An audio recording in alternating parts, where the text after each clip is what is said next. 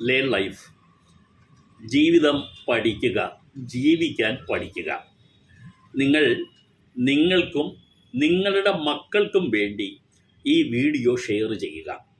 ഈ channel subscribe ചെയ്യാൻ പറയുക.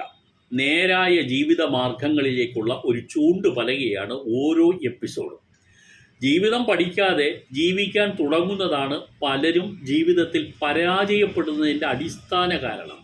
ഭാര്യയും ഭർത്താവുമാകുന്നത് യാന്ത്രികതയുടെ ഒരു സംഭവമല്ല. അതൊരു കോൺട്രാക്റ്റ് ആണെങ്കിലും യഥാർത്ഥത്തിൽ ആ കോൺട്രാക്റ്റ് സക്സസ് ആകണമെങ്കിൽ ചിലതൊക്കെ മനസ്സിലാക്കണം, ചിലതൊക്കെ ഉൾക്കൊള്ളണം. നിങ്ങളിൽ പലർക്കും അത് ഉണ്ടോ എന്ന് സ്വയം വിലയിരുത്തുകയും വേണം. ഈ ചാനൽ പല അനുഭവങ്ങളും മുമ്പ് പങ്കുവച്ചിട്ടുണ്ട്. ഇനി പ്രധാനമായും ചില നിയമകാര്യങ്ങൾ കൂടി നിങ്ങൾ അറിഞ്ഞിരിക്കേണ്ടതുണ്ട്. പ്രത്യേകിച്ച് ഭാര്യമാർ അവരുടെ ക്രൂരത കൊണ്ട് ഭർത്താവിന് വിവാഹമോചനം എങ്ങനെ നേടിയെടുക്കാം, അല്ലെങ്കിൽ വിവാഹമോചനത്തിലേക്ക് ഭർത്താവിനെ നയിക്കുന്ന ഭാര്യയുടെ ക്രൂരതകൾ എന്തൊക്കെയാണ് എന്നുള്ളതാണ് ഇന്നത്തെ എപ്പിസോഡിൽ പറയുന്നത്. പലപ്പോഴും എല്ലാവരും കരുതുന്നത് ഭർത്താക്കന്മാരുടെ ക്രൂരത ആണ് ഉയർത്തിക്കാട്ടുന്നത്. അത് കാരണം വിവാഹമോചനത്തിലേക്ക് പോകുന്നവരും പോലീസ് സ്റ്റേഷനിലേക്ക് പോകുന്നവരും സൂയിസൈഡ് ചെയ്യുന്നവരും ഒക്കെ ഒരുപാടുണ്ട്. കൂട്ടത്തിൽ പറയാം, സൂയിസൈഡ് ഒന്നിനും ഒരു പരിഹാരമൊന്നുമല്ല. അതൊന്നും ആരും ചെയ്തു കളയരുത്. അത് ഒഴിവാക്കി നേരായ വഴിയിൽ കൂടെ ചിന്തിച്ച് ശരിയായ രീതിയിൽ പ്രോബ്ലം സോൾവ് ചെയ്യുക. അപ്പോൾ ഇന്ന് നോക്കാം എന്തൊക്കെയാണ് ക്രൂവൽറ്റി ഓഫ് വൈഫ്, ഭാര്യയുടെ ക്രൂരതകൾ എന്തൊക്കെയാണ്. ഈ ക്രൂരതകൾ തെളിയിക്കപ്പെട്ടാൽ അതൊരു ഡിവേഴ്സ് ഗ്രൗണ്ടാവും. വിവാഹമോചനത്തിന് ഭർത്താവിൽ നിന്നും വിവാഹമോചനം കിട്ടാൻ ഭാര്യയുടെ ഒരു ഗ്രൗണ്ടായി ഇതിനെ പലതും കാണിക്കാൻ നമുക്ക് കോടതിയിൽ കഴിയും എന്നുള്ളതാണ്. ഒന്നാമത്തത് മെൻ്റൽ അഗണി, ഭർത്താവിന് ഭാര്യ കൊടുക്കുന്ന മാനസികപരമായ സമ്മർദ്ദം എന്നുള്ളതാണ്. അത് എന്തൊക്കെയാണ്? ഭർത്താവിനെ നിരന്തരം അപമാനിക്കൽ, 2 നിരന്തരം നിന്ദിക്കൽ, 3 ഭർത്താവിനെയും അയാളുടെ കുടുംബത്തിനെയും എതിരെ തെറ്റായ ആരോപണങ്ങൾ ഉയർത്തുക എന്നുള്ളതാണ്. മറ്റൊന്ന് കള്ളക്കേസ് ഭർത്താവിനെതിരെ കൊടുക്കുക എന്നുള്ളതാണ്. ഇനിയുള്ള പ്രധാനപ്പെട്ട ഒരു കാര്യം ഈ സൂയിസൈഡ് ഭീഷണിയാണ്. ഞാൻ ഇപ്പോൾ ആത്മഹത്യ ചെയ്ത് കളയും എന്ന് പറഞ്ഞ് നിരന്തരമായി ഹസ്ബൻഡിനോട് ഭീഷണി കാണിക്കുന്നത് പോലും ഓർക്കുക, ഭാര്യ ഭർത്താവിനോട് ചെയ്യുന്ന ക്രൂവൽറ്റിയിൽ വരും. ഞാൻ ചത്തുകളയുമേ, ഞാൻ ഇപ്പോൾ ചാവും, ഞാൻ കാണിച്ചു തരാം, ഞാൻ നിങ്ങളെ കാണിച്ചു തരാം. ഇത് നിരന്തരമായി ഉപയോഗിക്കുന്ന ഭാഷയാണെങ്കിൽ അത് ഭർത്താവ് കോടതിയിൽ തെളിയിക്കാൻ തെളിവുകളും ഉണ്ടെങ്കിൽ അത് നിങ്ങൾ ഭർത്താവിനോട് ചെയ്യുന്ന ക്രൂരതയാണ്. ഇത് ക്രിമിനൽ ഒഫൻസിൻ്റെ ഭാഗമായും വരുന്ന ചില കാര്യങ്ങളുണ്ട്. ഇതെല്ലാം ഡിപ്പെൻസാണ്.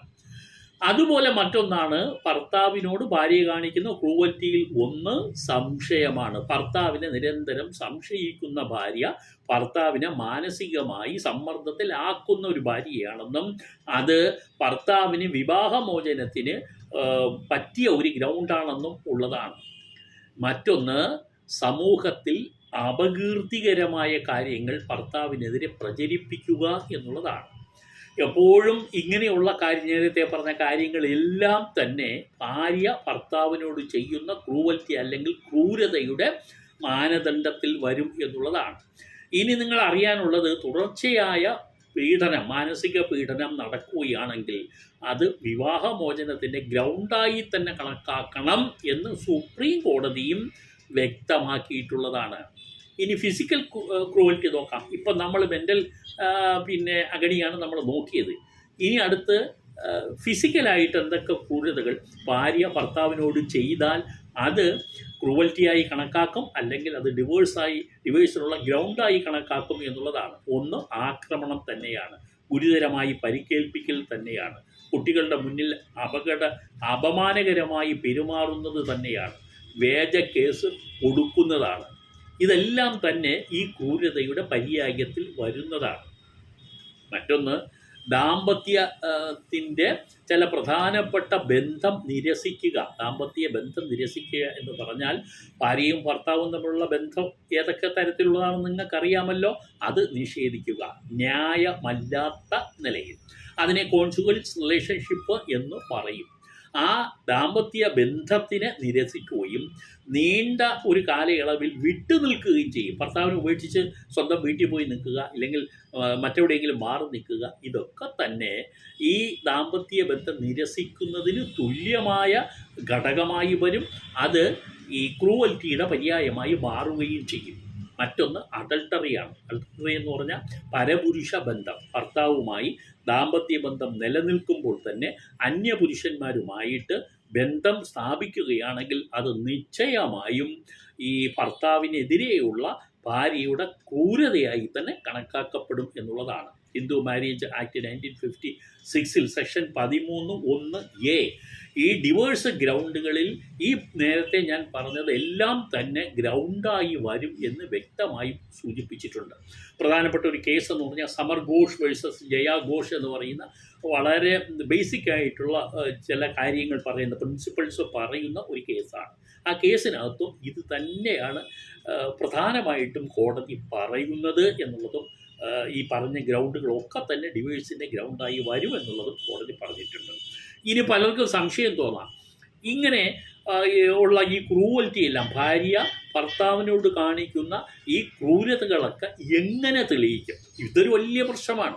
ഈ തെളിയിക്കുന്നതിൻ്റെ അടിസ്ഥാനത്തിലാണ് കോടതി കേസിന് അനുകൂലമായും പ്രതികൂലമായും ഈ ഫൈൻഡിങ്സ് വരുന്നത്. അപ്പോൾ ഏതൊക്കെ തെളിവുകൾ ഉണ്ടാവും എന്നുള്ളത് നിങ്ങൾ അറിഞ്ഞിരിക്കുന്നത് നല്ലതാണ്. ഒന്ന്, വാട്സാപ്പ് ചാറ്റ്. ഭാര്യ ഭർത്താവുമായി നടത്തുന്ന വാട്സാപ്പ് ചാറ്റിൽ ഞാൻ നേരത്തെ പറഞ്ഞ കാര്യങ്ങളെല്ലാം വരുമെന്നുണ്ടെങ്കിൽ, ഏതെങ്കിലും ഒന്നാലും മതി, എല്ലാം വരണമെന്നൊന്നുമില്ല, ഉണ്ടെങ്കിൽ അത് തെളിവായി സ്വീകരിക്കും.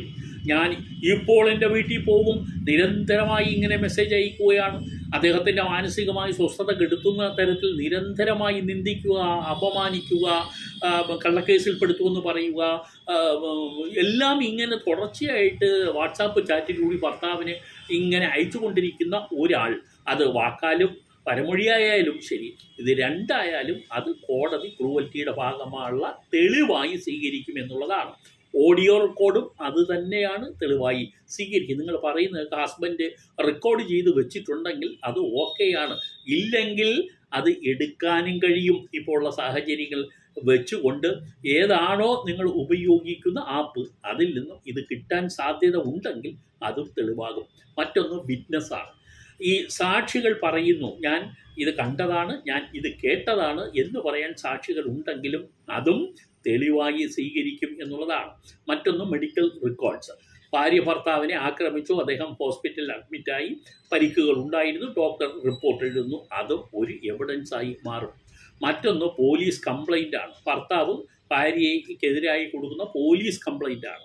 ആ കംപ്ലൈൻറ്റിനകത്ത് ഇതെല്ലാം പറയുമെന്നുണ്ടെങ്കിൽ, അയാൾ ട്രീറ്റ്മെൻറ്റ് എടുക്കുന്നുണ്ടെങ്കിൽ അതെല്ലാം തന്നെ ആ ഫാക്ട്സ് ബേസ്ഡ് ആയിട്ട് എവിഡൻസായി കോടതി സ്വീകരിക്കുകയും ചെയ്യും. അപ്പോൾ നിങ്ങൾ ചെയ്യുന്നതൊക്കെ തന്നെ പഴയ കാലം പോലെയല്ല, പുതിയ കാലത്ത് ഇതെല്ലാം ഈ ബുദ്ധിമാനായ ഹസ്ബൻഡ് റെക്കോർഡ് ചെയ്യുന്നുണ്ടാകാം, ഭാര്യ റെക്കോർഡ് ചെയ്യുന്ന പോലെ ഭർത്താവും റെക്കോർഡ് ചെയ്യുന്നുണ്ടാകാം. അതെല്ലാം നിങ്ങൾക്കെതിരായുള്ള തെളിവുകളായി വരാം. അപ്പോൾ ചുരുക്കത്തിൽ എന്ത് വേണം? അങ്ങേ അറ്റം ഈ പണ്ട് കുഞ്ഞുണ്ണി എന്ന് പറയുന്ന ഒരു കവി എഴുതിയിട്ടുണ്ട്. അദ്ദേഹം എഴുതിയത്, കേട്ടപ്പോൾ കാണാൻ തോന്നി, കണ്ടപ്പോൾ കെട്ടാൻ തോന്നി, കെട്ടിയപ്പോൾ പെട്ടുപോയെന്നും തോന്നി, തോന്നലാണ് എല്ലാം വെറും തോന്നലാണെന്നും തോന്നി. ഇതാണ് കുഞ്ഞുണ്ണി എഴുതിയ കവിത. ഇതുപോലെ പെട്ടുപോയെങ്കിൽ അങ്ങ് അതിനെ നല്ലവണ്ണം കൊണ്ടുപോകാൻ അങ്ങോട്ട് ശ്രമിക്കുക. അല്ലാതെ ചെറിയ ചെറിയ പൊട്ടലും ചീറ്റലും സ്വാഭാവികം, പക്ഷേ അത് തുടർച്ചയായി ഉണ്ടാകുന്നെങ്കിൽ മാത്രമാണ് ഈ സംഭവങ്ങൾ ഈ രീതിയിൽ വരുന്നത്. അല്ലാതെ ഒരു ദിവസത്തെ ചെറിയ എന്തെങ്കിലും ഒന്ന് പറഞ്ഞു അതൊന്നും ഒരു പ്രശ്നമല്ല. നിരന്തരമായി ഇങ്ങനെ ബുദ്ധിമുട്ടിക്കുകയാണെങ്കിൽ അതെല്ലാം ഭാര്യയ്ക്കെതിരായുള്ള തെളിവുകളായി ഭർത്താവ് ഹാജരാക്കുമെങ്കിൽ ഡിവോഴ്സ് വരാം. പോലീസിൽ കംപ്ലൈൻറ്റ് കൊടുത്താൽ അതുമായി ബന്ധപ്പെട്ട നടപടികൾ ഉണ്ടാകാം. ഇതെല്ലാം ഓർത്തിരിക്കുക. ഇത്തരം വിവരങ്ങൾ നിയമപരമായി ഉള്ളതും അനുഭവങ്ങളാൽ വരുന്നതുമൊക്കെ നിങ്ങളുമായിട്ട് വിവരിക്കുന്നുണ്ട്. ചാനൽ സബ്സ്ക്രൈബ് ചെയ്യാനും ഷെയർ ചെയ്യാനും മറക്കാതിരിക്കുക. നന്ദി.